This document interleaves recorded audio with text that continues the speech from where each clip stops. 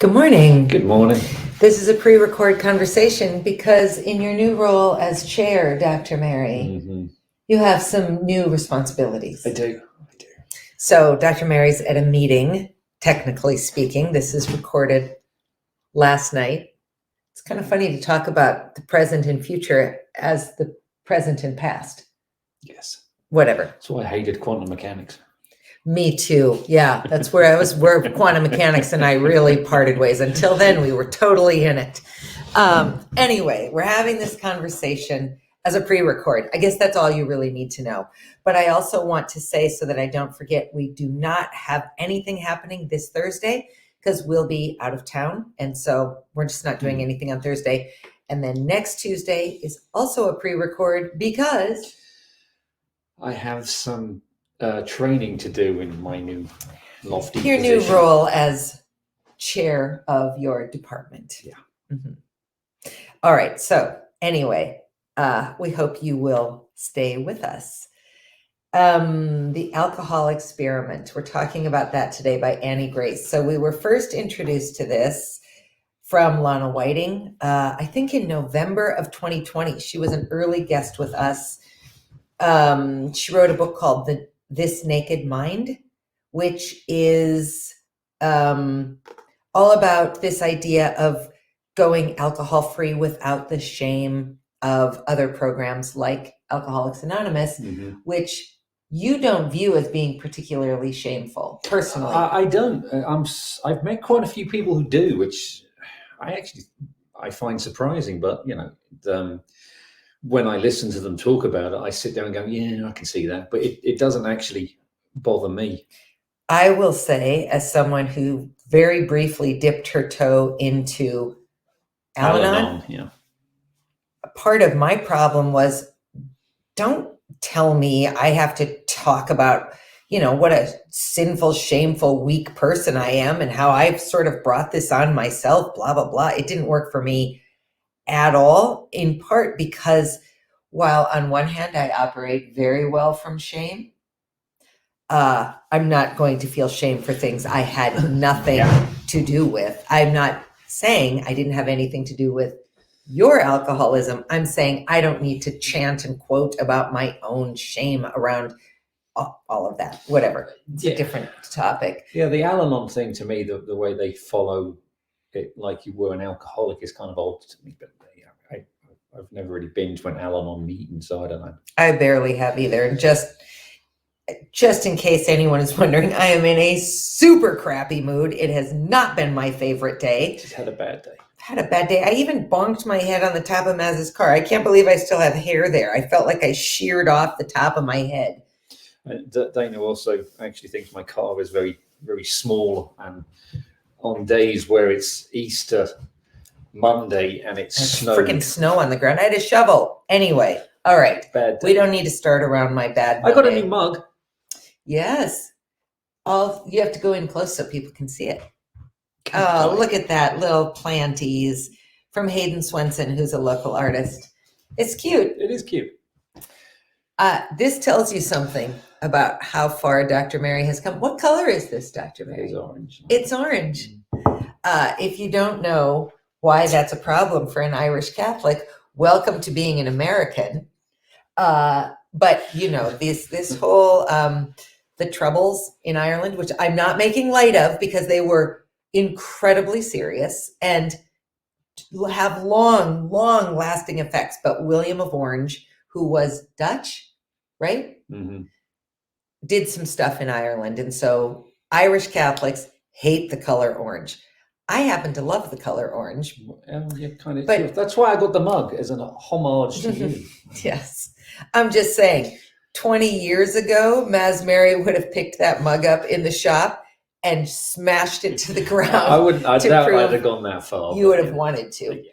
And now you're purchasing it. So it's quite an evolution for you, sir. It is. Anyway, we're talking about this book, The Alcohol Experiment, which is a 30-day alcohol-free challenge to interrupt your habits and help you take control. So I checked this out from the library because, as we've referenced a bit, wow, I look enormous in this image. Oh my gosh. Ugh. This is hard on my ego after a bad day. She's having a bad day. Right, I don't know how to even fix this. How's that? Can someone fix this in post for us, please? Yeah, we don't have a Yeah, we don't have a post. All right, anyway, back to the subject at hand. I'm sorry. We're working on our own book.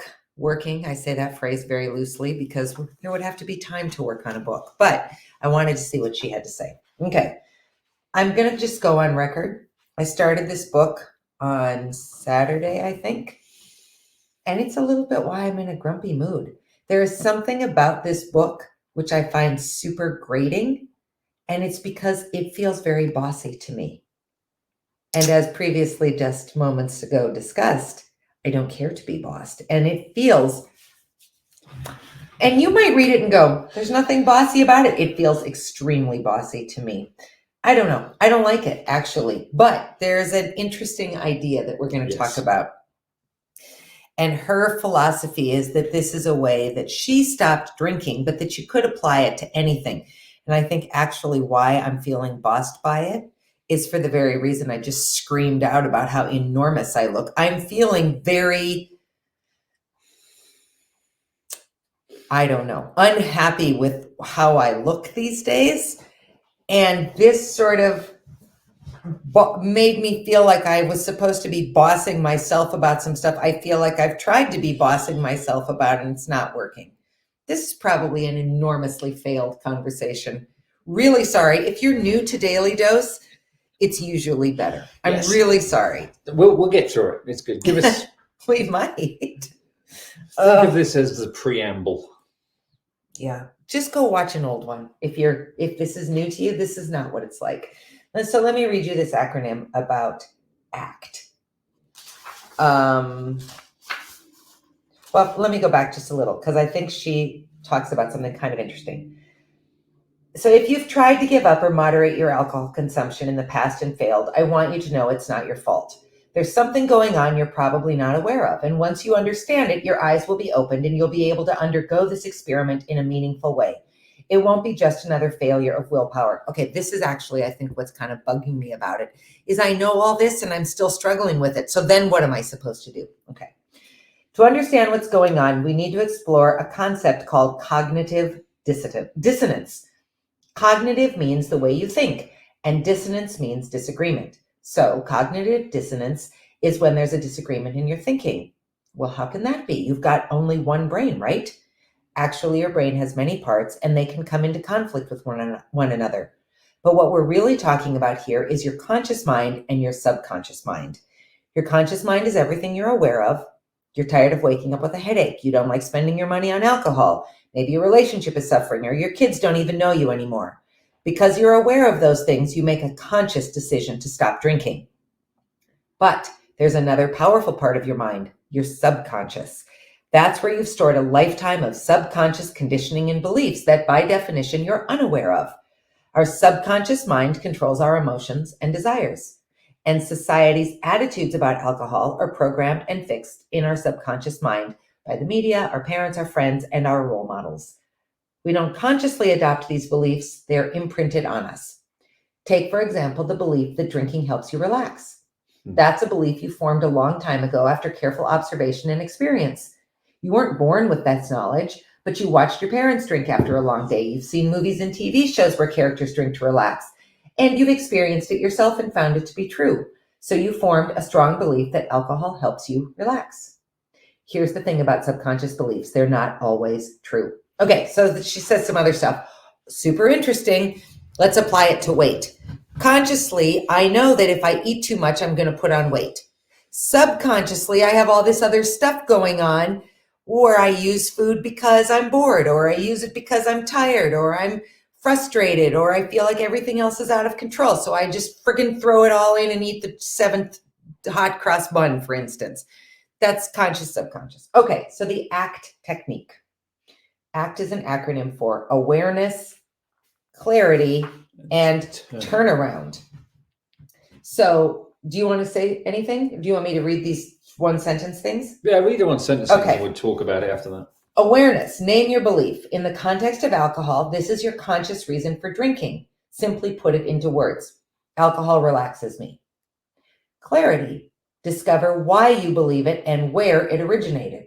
You do this by asking questions, both of yourself and of the external evidence, and uncovering truths about your belief. What have I observed that supports this belief? What are my experiences with alcohol and relaxation? What do I mean by relax? Blah, blah, blah. Turnaround. This is where you allow your subconscious to let go of the belief, deciding if, after exploration, it is indeed true for you. There are 2 steps here. First, you turn your initial belief around and find as many ways as you can that the opposite of your initial belief is true. For example, if your belief is alcohol relaxes me, the opposite becomes alcohol does not relax me. Once you've done that, the final step is simply to decide if this belief still holds true for you and if it is serving you or if you would be better off letting it go. Awareness, clarity, turnaround. She says it's scientific. I don't think it's scientific. Do you think it's scientific? You're probably going to say yes. From a sociological or a psychological point of view, absolutely. I mean, it's not okay. scientific and can you measure it and graph it? But, there is dealing with your subconscious as the part of your brain that takes over as part of your addiction. It does actually, I read the whole, she talks about this for the first 18 pages. I read the whole thing today and it kind of makes sense to me. All right, so say more. So when you think about the act, for example, alcohol relaxes me, does it? When you think about the clarity, is that statement actually true? Do you need a drink to relax? What could you do otherwise to make you relax? Well, and actually, alcohol biologically doesn't. No. It both relaxes you and screws up all the stuff that relaxes you. Yeah. So it relaxes you until it stops relaxing you. And then at that point, many people think, well, I'm starting to come out of my relaxed period, so I better have another glass. And that's where the problems come. It's also dose dependent as well. So things about that, then you start to go into the clarity of, does this relax me? What else could relax me? And then you get into the turnaround bit. So in actuality, if you sit down and think about it, alcohol will never relax you because if you think that you need it and then saying, well, maybe I don't need it, but your addiction or your subconscious is going to kick in and say, well, of course you do. And before you know it, you're actually drinking, even though you're trying not to. So you really have to, as she explains, sit down and think the whole thing through. And we do kind of talk about that. We talked about that when I was in rehab. What did you used to do before you developed a drink problem to relax? It's easier to sit down and drink than it is to go for a jog or a walk, or if you don't have time to do anything else, you think, well, this will do. Mm-hmm. It is a quick fix in the very short term. Mm-hmm. There's a reason why even in most films you see from any period, if someone has a shock, what do they do immediately? Someone pours you a drink and hands it to you. Snap out of it, drink this. Which, if you don't have a drink problem and you never drink, may actually work as long as you don't have another one. Sure. But then, drinking cold coffee, if you can't stand cold coffee, will snap you out of something. Well, that's why I drink Coke when I drive, and only when I drive, because it's just different enough from my day-to-day that if I'm sleepy, everything about it peps me up, probably more like as a placebo than anything. I know there's a lot of sugar and caffeine in Coke, but it's the whole experience of it. So when you think about the turnaround, there's some nice bullet points here I can just see. This is some of the bullet points to turn around is, does alcohol actually relax me? So alcohol actually ends up stressing me out because you end up with a hangover the next day. Alcohol actually prevents me from taking the action necessary to truly relieve the stress. So in that case, I'm not relaxed. I'm hiding behind something which is not allowing me to relax in the first place, When I drink, I'm more likely to be get into an argument with my spouse, and fighting is stressful. When I drink, I beat myself up about it the next day, and that's also stressful. So that's your turnabout. Mm. Thinking through the fact that what you're actually going to do, because you always do it, is actually not a stress reliever at all.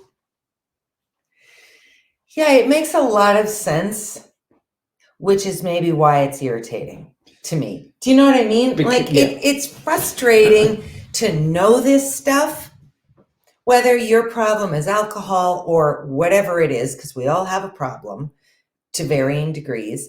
It's frustrating to know this stuff and feel like you still don't have a handle on it. That's a very interesting point, because I found I could sit here now because I've been sober for 5 years and read that and think, yeah, fair enough. Now, if I've been sober a week and read that, I'd probably get pissed.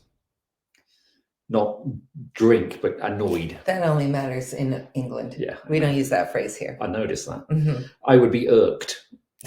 Much as you probably are when you read that, and that may be the thing. Yeah. With some distance behind it and the cause and effect for that.